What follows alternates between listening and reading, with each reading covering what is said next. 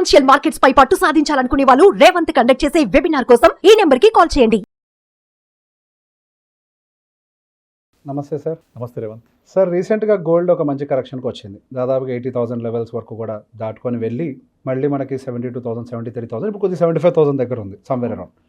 So బేసిక్గా gold prices పడ్డాయి అనగానే చాలామంది కొనడానికి ఉత్సాహం చూపిస్తూ ఉంటారు.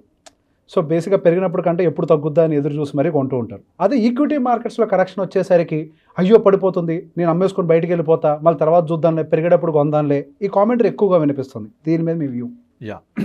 యాక్చువల్గా మీరు ఈ క్వశ్చన్ చెప్తుంటే నాకు ఒక కాన్సెప్ట్ గుర్తొచ్చింది. మీరు ఒక వారన్ బఫెట్ యొక్క 10 కమిట్మెంట్స్ అని ఒకటి ఆర్టికల్ ఉంటుంది. అది చూస్తే అందులో ఒక కమిట్మెంట్ ఏంటంటే, నార్మల్గా మనము ఈ ఈక్విటీని ఎలా చూడాలి అంటే, మీరు ఇల్లు కొనుక్కుంటే ఇంటిని డైలీ లెక్కేస్తారా? నా ఇల్లు ఇంత కొన్నాను, ఇంత వాల్యూ ఉందని చెయ్యము. గోల్డ్ కొనుక్కుంటే రోజు లెక్కేస్తామా? చెయ్యము. అలాగే ఈక్విటీని కూడా చూడండి అని చెప్తుంటాడు. కానీ ఎంతమంది ఫాలో అవుతారు? అది దట్స్ ట్రూ, ఎవరు ఫాలో అవ్వరు.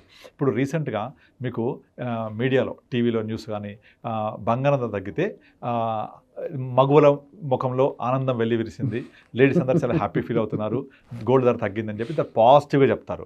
అండ్ జనాలు కూడా అలాగే ఫీల్ అవుతారు, ధర తగ్గింది అంటే కొనుక్కోవడానికి ఒక అవకాశం దొరికిందని. వేరాజ్ స్టాక్ మార్కెట్, మ్యూచువల్ ఫండ్స్ లాంటివి తీసుకుంటే కుప్పకూలిన స్టాక్ మార్కెట్, మదుపరుల సంపద ఆవిరి, ఇన్ని లక్షల కోట్లు నష్టపోయారు, ఇదే చెప్తారు తప్ప ఇది ఒక ఆపర్చునిటీ అని చూడరు. ఫర్ ఎగ్జాంపుల్, ఇప్పుడు దివాళీ వస్తే అమెజాన్ సేల్ అవుతుంది. అమెజాన్ సేల్ అంటే ఏంటి? మీరు లాభం పొందుతారా, నష్టపోతున్నారా? డిస్కౌంటెడ్లో లాభం తీసుకోవడానికి ట్రై చేస్తాం, కానీ జరిగేది ఏంటి? అక్కడ అవసరం లేని కూడా కొంటాం, అవసరం లేని కూడా కొంటాం. అవునా? మీరు ఇంకోటి గమనించండి, అమెజాన్ సేల్ పడడానికి ముందు, అమెజాన్ సేల్ డ్యూరింగ్లో మీరు వస్తువుల ధరలు చూడండి, ఏవో కొన్నిటికి మాత్రమే డిస్కౌంట్ పెడతారు, అన్ని కాదు. మెజారిటీ ఆఫ్ ద వస్తువులు అవే ధర ఉంటాయి. మీ సైకాలజీని యూజ్ చేసుకుంటున్నారు. కానీ ఇక్కడ వచ్చేప్పటికీ అదే సైకాలజీ మనమే అప్లై చేసుకుంటున్నాం. గోల్డ్ ధర తగ్గితే కొనుక్కోవడానికి అవకాశం. మరి ఈక్విటీ మ్యూచువల్ ఫండ్స్ ఎందుకు చూడారు అట్లా? ఈక్విటీ మార్కెట్ ఎందుకు చూడారు అట్లా? కొనాలి కదా. అంటే దీన్ని చూడరు. అంటే ఏంటంటే, గోల్డ్ ఏమో మళ్ళీ పెరుగుద్ది అని నమ్మకం, ఇది మళ్ళీ పెరగదని నమ్మకం. కానీ నిజంగా చెప్పాలంటే గోల్డ్ పెరగడానికి కారణం ఏంటి, మార్కెట్ పెరగడానికి కారణం ఏంటి, ఈ రెండు అనలైజ్ చేస్తే మీకు అర్థమైపోద్ది ఆన్సర్. ఇప్పుడు గోల్డ్ ఏంటి? అదొక వస్తువు, ఇట్స్ ఎ ప్రోడక్ట్, కమోడిటీ. అది సింపుల్గా చెప్పాలంటే దేనికోసం? అది మనము ప్లెజర్ కోసము, లేదా ఒక ఇండస్ట్రియల్ ప్రొడక్టివిటీ, అది వాడే ఒక వస్తువు అంతే. ఇండస్ట్రీస్ వాడతారు కదా గోల్డ్, వెస్ట్రన్ కంట్రీస్ అని ఇండస్ట్రీ వాడతారు, మనమేమో వేసుకోవడానికి వాడతాం, ఇంతకు మించి ఏం లేదు దాంట్లో. కానీ స్టాక్ మార్కెట్లో ఉండే స్టాక్స్ అంటే అవి కంపెనీస్. ఆ కంపెనీస్ దేనికోసం పనిచేస్తాయి, ఏం పనిచేస్తాయి అంటే, మనము పొద్దున్న లేస్తే ఏదో ఒక రూపంలో ఈ కంపెనీస్ యొక్క వస్తువో సర్వీసో, ప్రోడక్ట్ ఆర్ సర్వీస్ వాడేవాళ్ళమే. యుద్ధం వచ్చిందని మనం బ్రష్ చేసుకోవడం ఆపం కదా, so you are using Colgate Palmolive product. Tea తాగుతాం కదా, నెస్కేఫే టీ తాగుతున్నాం, టాటా టీ, చక్ర గోల్డ్ వస్తువు వాడుతున్నాం. మనం ఎక్కడి నుంచి ఇక్కడ ట్రావెల్ చేసాం, మారుతి కార్, టాటా, హుందాయ్, తర్వాత పెట్రోల్ పోయిస్తున్నాం, ఐఓసిఎల్, బీపీసీఎల్, హెచ్పిసిఎల్, ఇవన్నీ నడుస్తున్నాయి కదా. ఈ ప్రోడక్ట్స్ ఈరోజు తగ్గొచ్చు, కానీ రేపు మళ్ళీ దాని యూసేజ్ ఉంటుంది కదా. అవన్నీ ఎవరి కోసం వాడుతున్నారు? అవన్నీ ఇప్పుడు బంగారం కూడా అంటే డబ్బులు కావాలి. డబ్బులు కావాలంటే ఉద్యోగం చేయాలి. ఆ ఉద్యోగం నువ్వు చేసే కంపెనీ ఏంటి? టీసీఎస్, ఇన్ఫోసిస్. అంతే. ఆ కంపెనీలు బాగుంటేనే కదా నువ్వు బాగుండేది. ఇప్పుడు నువ్వు కొనేది ఎక్కడ? ఆ కంపెనీ స్టాక్సే కదా. ఇప్పుడు నువ్వు ఉద్యోగానికి ఏమో ఆ కంపెనీ చేస్తావు, జీతం ఏమో ఆ కంపెనీలో తీసుకుంటావు. ఆ కంపెనీ స్టాక్స్ కిందకు వచ్చి ఆపర్చునిటీ వస్తేనేమో అయ్యో బాబోయ్ అంటావు. యాక్చువల్గా గోల్డ్ మళ్ళీ ఫ్యూచర్లో పెరుగుద్దా పెరగదా అనడానికి రీజన్స్ లేవు. పెరగకపోవచ్చు, పెరగవచ్చు. కానీ ఈ కంపెనీస్ యొక్క బిజినెస్, ఏదైనా కంపెనీ సీఈఓ నా కంపెనీ ఇక్కడ నుంచి గ్రో అవ్వద్దు, ఇక్కడ గ్రో అవ్వదు అని చెప్తారా? డెఫినెట్లీ ఉండదు. ముఖేష్ అంబానీ వాళ్ళ ఫాదర్ చనిపోయాడు, 60,000 కోట్ల నెట్వర్త్ కంపెనీ, అది మార్కెట్ క్యాప్. ఇవాళ 21 లక్షల కోట్ల మార్కెట్ క్యాప్. సో తన స్ప్లిట్ అయ్యాక అది కూడా మళ్ళీ ఇప్పుడు తన తదనంతరం మళ్ళీ 3 పిల్లల్ని కూడా రెడీ చేసి పెట్టాడు. అలా జనరేషన్స్ టుగెదర్ వెల్త్ క్రియేట్ చేయడానికి రెడీ ఉంది అది. అలాగే ప్రతి కంపెనీ కూడా దాని యొక్క పరిధిలో, దాని యొక్క బిజినెస్ స్కోప్ లో వాటి పరిధిలో పెరుగుతూనే ఉంటాయి. మార్కెట్లో మనుషులు పైకే పోవాలి. అంటే మార్కెట్ అంటే ఏంటి? Nothing but combination of stocks. ఈ స్టాక్స్ ఏం చేస్తాయి? మనుషుల కోసం ఏదో ప్రోడక్ట్ సర్వీసో తయారు చేస్తూ ఉంటాయి. ఆ ప్రోడక్ట్ నీకు డైరెక్ట్లీ అవ్వచ్చు, ఇండైరెక్ట్ అవ్వచ్చు, ఉపయోగపడుతూనే ఉంటుంది. సర్వీస్ నీకు డైరెక్ట్ అవ్వచ్చు, ఇండైరెక్ట్ అవ్వచ్చు, ఉపయోగపడుతూనే ఉంటుంది. పొద్దు నుంచి సాయంత్రం దాకా మనం వాడే ప్రతి సర్వీస్ ఆర్ వస్తువు ఏదో ఒక రూపంలో ఏదో ఒక కంపెనీ యొక్క గ్రోత్కి మనం ఎనేబుల్ చేస్తూనే ఉంటాం. కనుక ఈ గ్రోత్కి ఎట్టి పరిస్థితుల్లో ఫుల్ స్టాప్ పడదు, ఎప్పటికీ పెరుగుతూనే ఉంటుంది. ఇదంతా ఏంటంటే ఒక ఆపర్చునిటీ ఇస్తోంది. దీన్ని ఆపర్చునిటీగా యాక్చువల్ చూడకుండా ఇది మొత్తం నెగిటివ్గా ఫీలింగ్ తీసుకొని ఇది పడిపోయింది అనే వాల్యూ పోయిందని బాధపడుతుంటారు. అక్కడ గోల్డ్ వచ్చేప్పటికీ అది తగ్గితే నేను యాక్చువల్గా నా వస్తువు తగ్గింది కాకుండా ఇంకా నేను కొనుక్కోవడానికి స్కోప్ ఉందని చూస్తారు.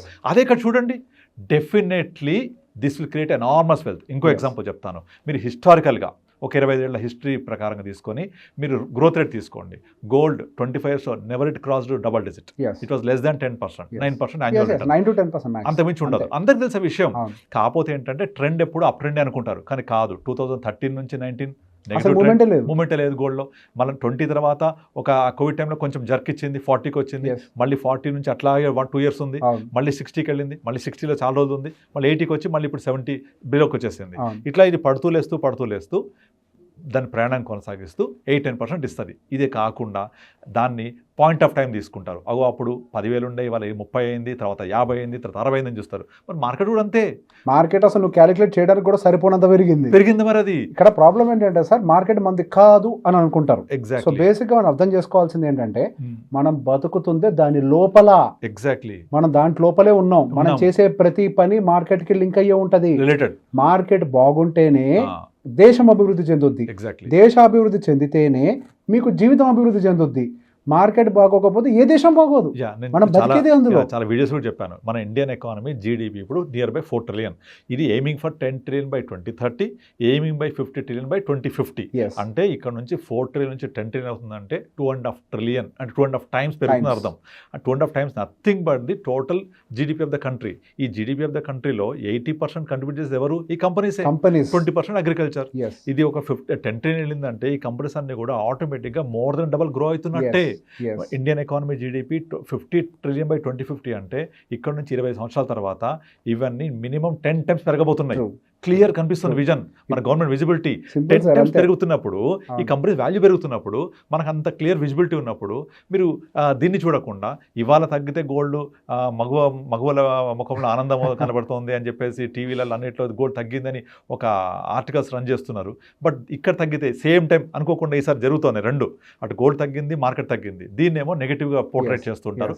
చేయడమే కాదు, అర్థం చేసుకోవడం కూడా నెగిటివ్ అర్థం చేసుకుంటారు. కానీ యాక్చువల్ పొటెన్షియల్ ఇవి రాబోయే 25 yearsలో 10 times గ్రో అవుతాయి. 10 times. ఏ కంట్రీ అభివృద్ధినైనా డిసైడ్ చేసేది బంగారం పెరిగే రేట్లు కాదు, కంపెనీలకు పెరిగే స్థాయి. ఆ కంట్రీ జీడిపి, ఆ జీడిపి కంట్రిబ్యూటర్స్ ఎవరు, ఆ జీడిపి కంట్రిబ్యూటర్ తోటి ఆ కంట్రీ యొక్క ఎకానమీ ఎంత గ్రో అవుతోంది. ఇప్పుడు American economy nearly $35 trillion economy. అది ఎక్కడి నుంచి వచ్చింది? అదంతా వాల్యూ పెరగడం వల్ల. What is the value? Google, Facebook, Microsoft, ఇవన్నీ. India economy growth rate last 10 yearsలో అమేజింగ్. అన్ని కంట్రీస్ కోవిడ్ టైంలో నెగిటివ్ వెళ్తే India is the only country with positive growth. China no struggling. వాళ్ళు స్టిమ్యులస్ ప్యాకేజ్ అనౌన్స్ చేసి వాళ్ళ ఎకానమీ లేపుతున్నారు. But India is running. దీనికి ఏ గవర్నమెంట్ అక్కర్లేదు, ఎవరక్కర్లేదు. It has in built potential. Youth, English speaking country, so many parameters. ఇవన్నీ ఆలోచించకుండా కేవలం తగ్గింది, నెగటివ్, పెరగదేమో అనే ఒక అపనమ్మకం. వేరాస్ గోల్డ్ వచ్చేసి పడిపోతే పెరుగుద్దని ఒక నమ్మకం. Please I request everyone, reverse చేయండి దీన్ని. రివర్స్ చేస్తే మీకు వెల్త్ ఎనార్మస్ క్రియేట్ అవుతుంది. ఇక్కడ ఆ ఎనార్మస్ క్రియేట్ అవ్వాలి అంటే దానికి ఏం కొనాలి, ఏం చేయాలి తెలియదు. లాజిక్ అప్లై చేయండి. మ్యూచువల్ ఫండ్స్ ఉన్నాయి మనకు, ఈజీగా ఇన్వెస్ట్ చేసుకోవడానికి. అడ్వైజర్ని కలవచ్చు, అలా వెల్త్ క్రియేట్ చేయొచ్చు. కనుక మనం ఆనందపడాల్సింది మార్కెట్ పడ్డప్పుడు, గోల్డ్ తగ్గినప్పుడు మాత్రమే కాదు. థ్యాంక్ యూ సార్, చాలా బాగా చెప్పారు. Thank you.